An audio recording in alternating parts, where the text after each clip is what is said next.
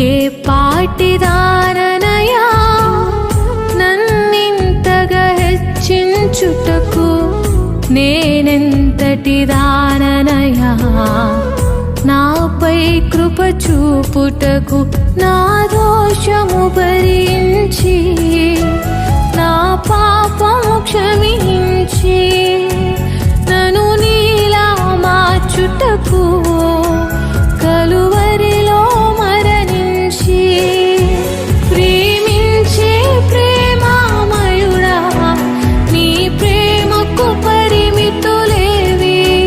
కృపజూపు కృపగల దేవా, నీ కృపకు సాటి ఏది? ఏ పాటిదాననయా నన్నింతగా హెచ్చించుటకు, నేనెంతటి